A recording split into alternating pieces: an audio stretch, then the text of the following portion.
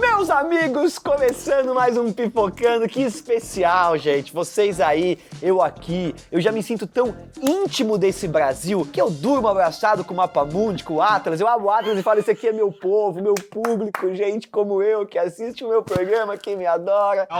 Brasil! Que Brasil que, rapaz? Quem mandou você colocar esse troço de Brasil? O que tem a ver o Brasil com aquilo que eu tô falando, idiota? Se você era uma criancinha inocente igual a gente vai destruir a sua infância de novo, né? Com outros momentos adultos nos desenhos. E olha, já fica o aviso aqui, tá bom? Porque rola uma discordância. O Bruno não gosta de fazer essas listas, mas eu insisto que elas têm que estar aqui, por quê? Porque se a Disney pode pôr esses momentos nos desenhos, por que o Pipocando não pode comentar? Não sei.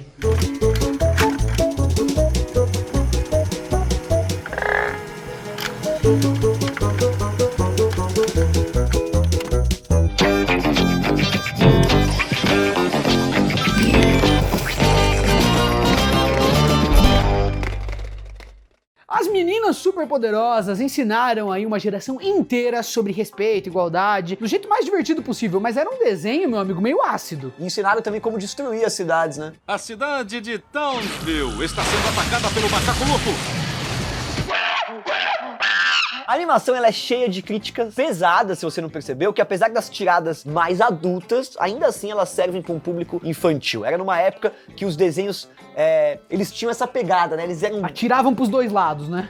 Eles eram infantis, mas tem essas sacadinhas que deixam os adultos interessados também. Um bom exemplo disso é quando o grupo tá enfrentando os meninos desordeiros e aí descobrem algumas características interessantes sobre eles. Isso porque o Ele decidiu levar a sério alguns estereótipos quando criou as crianças, sendo que os meninos ficam mais poderosos ao serem beijados, por exemplo. Mas seus beijinhos não são totalmente inúteis, meninas. Eles deixam meus meninos maiores e mais poderosos.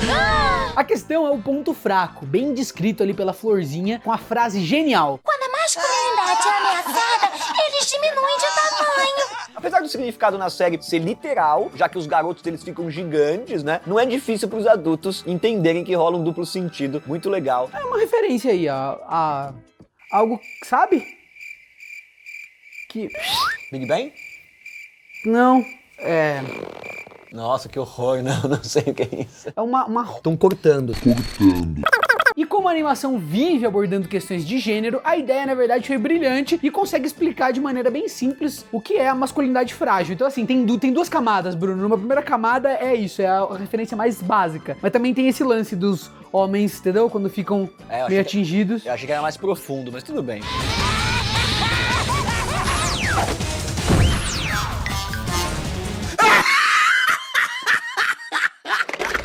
O Incrível Mundo de Gumball apareceu na primeira parte da lista, mas com tantas situações nonsense, fica difícil deixar o desenho de fora. Essa animação já provou centenas de vezes que consegue usar do bom humor para falar sobre assuntos bem importantes, além de desmistificar alguns outros para as crianças. Um dos momentos mais polêmicos foi quando o Gumball entrou no quarto para falar com a banana e encontrou o sujeito assistindo vídeos de frutas sendo descascada.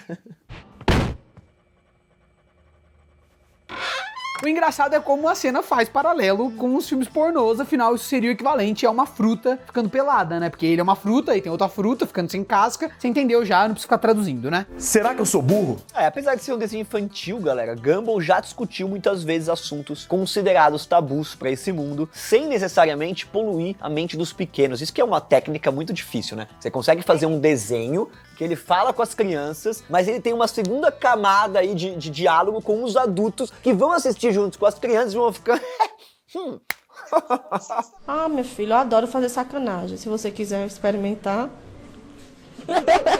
E quem já foi pré-adolescente sabe muito bem que independente do controle dos pais, isso sempre chega aí aos nossos olhos e ouvidos, é uma coisa que acaba acontecendo. Mesmo assim, a cena foi considerada um pouco imprópria, já que diferente de algumas piadas ácidas que rolam, né, lançadas ao longo aí da série, aqui o conteúdo ele é mais evidente. O que é isso aí? Mulher gostosa e pelada. Coragem e o Cão Covarde, ó, nem precisa aqui de piada adulta pra ser impróprio pra criança, com todo aquele circo dos horrores. Mano, as crianças que assistiram isso ficaram um pouco perturbadas. Mas se tanta violência não fosse suficiente, os episódios ainda têm algumas pegadas que só os mais velhos entendem, como por exemplo, a festa da vingança. Na história, o Eustácio decide reunir todos os vilões lá do cachorrinho e dá a desculpa pra Muriel de que é um clube só dos homens. São meus amigos, é um clube de homens e não permitimos cachorros.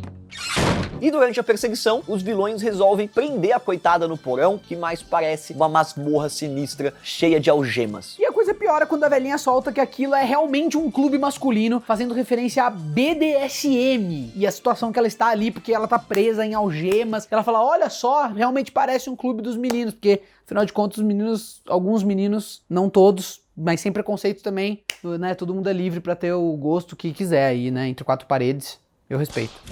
Oh, esse é um clube daqueles de homens safados, não é? Muito sexy. O engraçado é como ela mal ligou pro fato de estar presa, né? Fazendo a galera pensar onde a senhorinha costumava passar os dias da juventude dela pra estar tão acostumada com a situação. A cena acabou ficando famosa pela piada pra lá de ousada num desenho infantil, mas como criança ingênua, o canal aprovou e foi pro ar. Não, eu não faço isso.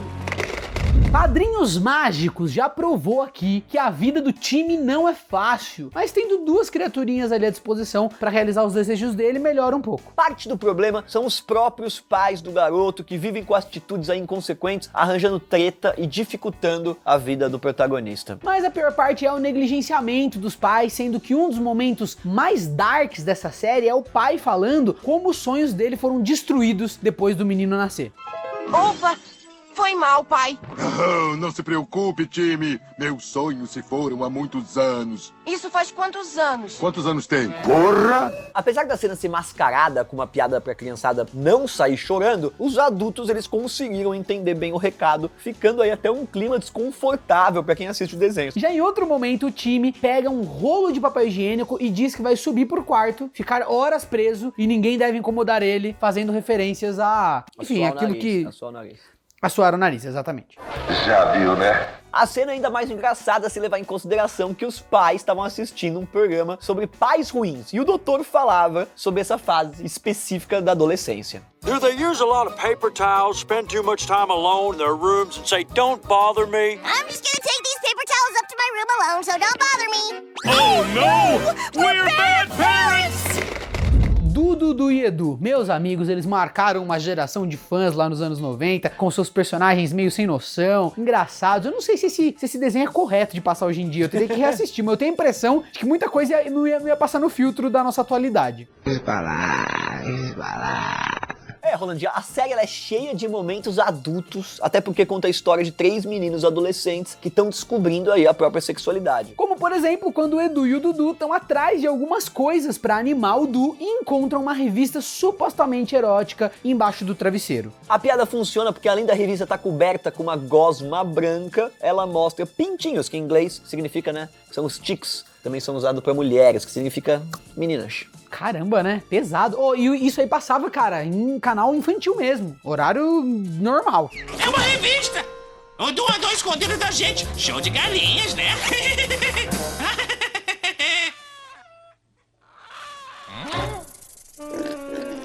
Eu nem sabia que existia esse tipo de revista. E a cena passa despercebida ali aos olhos das crianças, mas qualquer pessoa um pouquinho mais velha já sabe muito bem o que significa, né? Então quer dizer que o Du, ele costuma ali dar aquela famosa... ele costuma se curtir, se gostar, se bastar. Tá mentindo! Aliás, ele deve gostar tanto de se bastar a ponto de ter uma nota no banheiro pedindo pro menino não ficar se tocando a todo momento. Se bastando toda hora.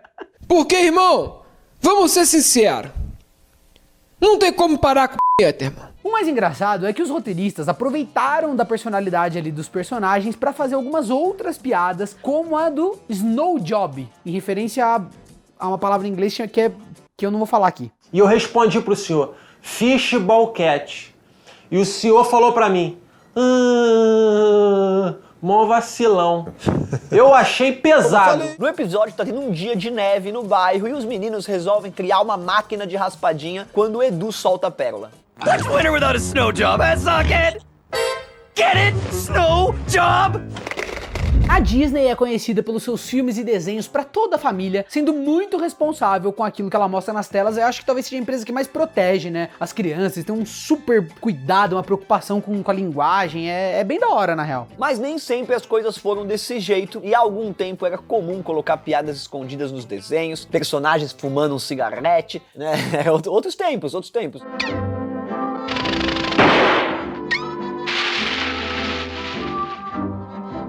E se tem dois personagens especialmente sacanas que vivem com piadas de duplo sentido, são os personagens do casal formado pela Margarida e o Pato Donald. Começando pelo Patinho, o cara tem uma das cenas mais icônicas da internet, mostrando aquela ereção básica antes de dormir, que ele precisa diminuir com o dedo.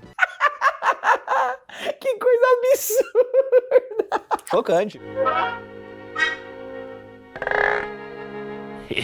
Boy. Apesar de no final ser só uma pedra, o momento chocou muito a galera, né, que acabou ficando popular nas redes sociais essa cena, ainda mais pela cara de tacho do personagem, e assim, é uma piada óbvia muito explícita. Se o Donald realmente ficou felizão, não foi sem motivo, já que em outro episódio a Margarida começa a mexer o rabicó na frente dele, meu Deus. Pra você ter uma ideia, a pelugem ali do bumbum da pata se transforma num tipo de mão que convida o pato assim pra se aproximar, deixando ele todo bobão. Olha só que belezinha.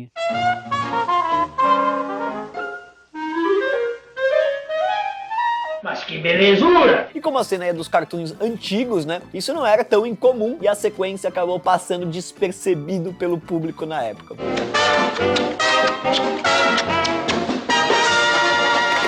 Se tem um personagem da DC que vive protagonizando cenas impróprias, é sem dúvidas a Arlequina. E na série animada do Batman, que marcou a estreia da personagem, ela já chuta o balde com cenas engraçadíssimas, porém de caráter duvidoso. Does he show any appreciation? No. Num dos episódios, por exemplo, a palhacinha decide fazer uma surpresa de aniversário ali pro seu amado e resolve sair de dentro do prato de pudim. Mas como a Harley, ela sempre é excêntrica e sensual, ela surge de um jeito bem inusitado, começando pela bundinha, formando um coração perfeito e a cereja em cima. Delícia. Se não fosse suficiente ela ficar toda melecada ali, fazer umas expressões sexys assim, né? A namorada pergunta pro Coringa se ele quer provar o seu creminho. Wanna try some of my pie? Com certeza. A cena é uma referência ao momento histórico aí que a Marilyn Monroe cantou Feliz Aniversário pro presidente Kennedy, e a Harley fez mais ou menos o mesmo aí. Apesar de engraçado, o momento beirou o absurdo numa série que deveria ser pra crianças, causando chilique dos pais por todo canto. E ainda por cima, o Coringa ainda resolve jogar a menina pra fora com violência, mostrando mais uma vez o relacionamento abusivo entre os dois, e que não adianta vir com amor, que você vai tomar pedrada. If you really want to make me happy, find the plagiarist who's been stealing my act. Então é isso aí, acabou esse episódio, espero que vocês tenham gostado. Eu não tô mais aguentando a quarentena, mas vai passar. Fica uma reflexão, meus amigos, o tempo passa muito rápido, os paradigmas mudam. Se até os desenhos infantis não são mais próprios hoje em dia e eram totalmente plausíveis há poucos anos atrás, imagina o comportamento das pessoas. Então, a vida de filho é complicado mesmo, cara, as coisas mudam. Um beijo, galera. Tia, solta o controle e vem pro YouTube, porque quarentena a gente tem que ficar assim, ó, grudados, como máscara e báscara. Meu Deus.